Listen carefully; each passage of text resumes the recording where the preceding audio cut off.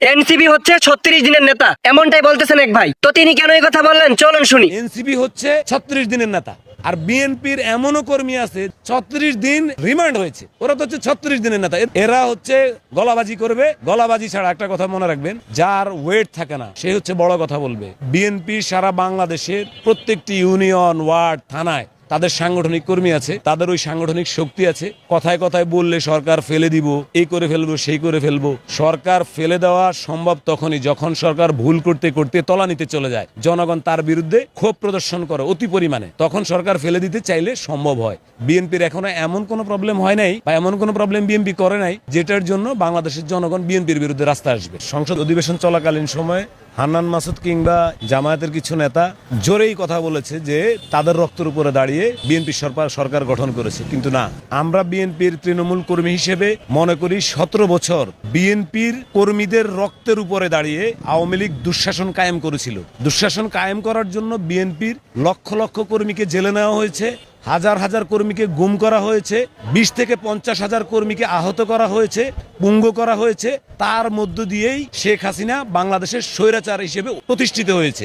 জুলাই আগস্টে যখন ছাত্ররা বৈষম্য বিরোধী আন্দোলনের ডাকে, তাদের চাকরির জন্য তারা কিন্তু আন্দোলনটা ডেকেছিল, যে তারা চাকরিতে কোনো বৈষম্য চায় না। তাদের আন্দোলনে এটা বলা ছিল না যে তারা সরকার পতন আন্দোলন করছে।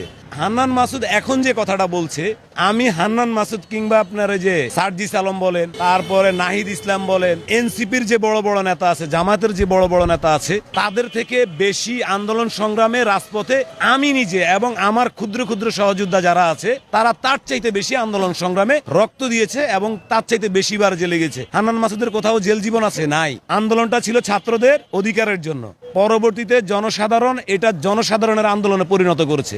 রাজনৈতিক দলগুলা জনসাধারণকে সাথে নিয়ে আন্দোলনে ঝাঁপিয়ে পড়েছিল, যার কারণে হয়েছিল অভ্যুত্থান। ওই অভ্যুত্থানের ফলে ছাত্রদেরকে রাষ্ট্রের রাজনীতিবিদরা, বড় বড় রাজনীতিবিদরা ছাত্রদেরকে সম্মান করেছিল, ছাত্ররা ওই সম্মানকে অপব্যবহার করেছে। জুলাই কোনো এক ব্যক্তির একা নয়, জুলাই আন্দোলন কোনো এক ব্যক্তির একা নয়, কোনো একটি দলের একা নয়, এটি সমগ্র বাংলাদেশের ধনী, গরিব, গার্মেন্টস শ্রমিক, বাস চালক, রিক্সা চালক, সকলে মিলেই হয়েছে আন্দোলনটা। কিন্তু তারা কি করেছে? তারা এনসিপি একটা দল গঠন করে তারা এটা বলতে চাচ্ছে যে তাদের কারণেই জুলাই অভ্যুত্থান হয়েছে। তাদের কারণে হয় নাই। জুলাইয়ে আপনার শেষের দিকে মেবি 24-25 তারিখের দিকে যখন তাদেরকে বন্দী করা হয়, তখন তারা বলেই দিয়েছে যে তাদের পরিবারের লোক তাদের সাথে দেখা করে আসছে। তখন তারা বলছে যে তাদের যা চাওয়া ছিল সেটা সরকার পূর্ণ করেছে, তাদের এখন আর আন্দোলনে কোনো অংশ নাই, সম্পৃক্ততা নাই, তারা আর আন্দোলন চায় না। বরঞ্চ তারা এটা বলেছিল জুলাই আন্দোলনে যে হত্যা হয়েছে, প্রত্যেকটা হত্যার দায় রাজনৈতিক দলকে নিতে হবে, এটা বলে তারা কিন্তু পাশ কাটিয়ে সরে গেছে। সরে যাওয়ার পর যখন তাদেরকে